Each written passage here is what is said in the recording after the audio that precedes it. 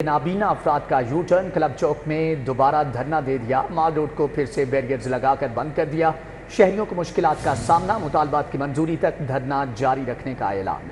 بالکل، آپ کو اپڈیٹ کرتے چلیں۔ نابینا افراد کا یو ٹرن کلب چوک میں دوبارہ دھرنا دے دیا۔ مال روڈ کو پھر بیریئرز لگا کر بند کر دیا گیا اور شہریوں کو بھی مشکلات کا سامنا ہے اور ان کا کہنا ہے کہ مطالبات کی منظوری تک دھرنا پھر سے جاری رکھا جائے گا۔ مائدہ وحید ہمارے ساتھ ہیں، تازہ ترین کیا صورتحال ہے ان سے جانیں گے۔ مائدہ، اپڈیٹ کیجیے۔ بالکل، کلب چوک کے باہر اس وقت میں موجود ہوں جہاں پر آج 11واں روز ہو چکا ہے نابینا افراد کے دھرنے کو، اور صبح کے اوقات میں جو ہے وہ انہوں نے جناح باغ موو کرنا تھا، لیکن وہاں سے یو ٹرن لیتے ہوئے انہوں نے اپنا پلان کینسل کیا اور پھر سے جو ہے وہ دھرنا اپنا جاری رکھا۔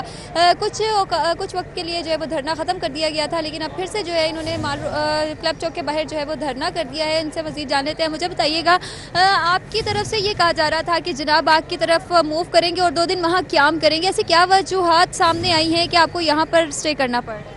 سوری ٹو سے میڈم، ہم نے کوئی دھرنا ختم نہیں کیا۔ یہ گورنمنٹ کا اعلان آپ نے چلا دیا یا بتا دیا ہے۔ ہمارا موقف تو اب آپ میں سننے لگی مجھ سے وہ یہ کہ ہم نے احتجاج اپنا ختم نہیں کیا۔ ان کا موقف ہم نے سنا ضرور تھا۔ 4-5 گھنٹے کی میٹنگ میں منسٹر صاحب 2 دفعہ میٹنگ سے اٹھ رہے تھے۔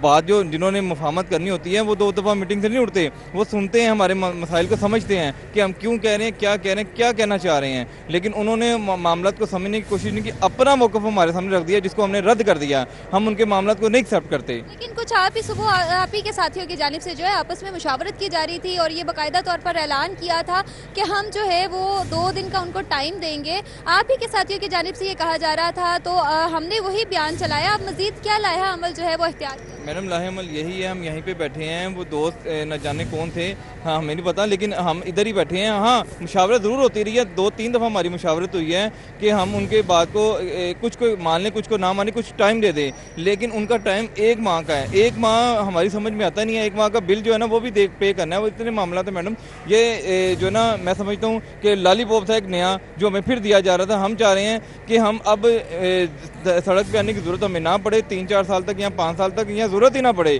لیکن کیا مطالبات ہے جو حکومت کی جانب سے سیٹل ڈاؤن ہی نہیں ہو رہی ہے؟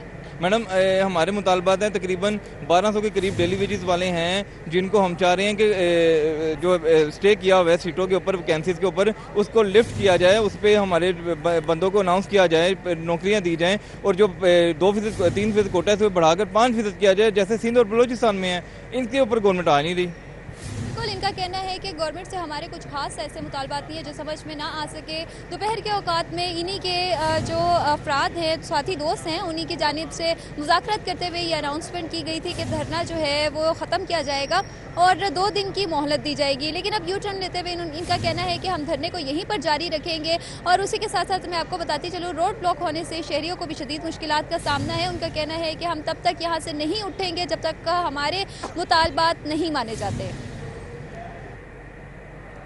ٹھیک ہے مائدہ، اس حوالے سے آپ کا بہت شکریہ۔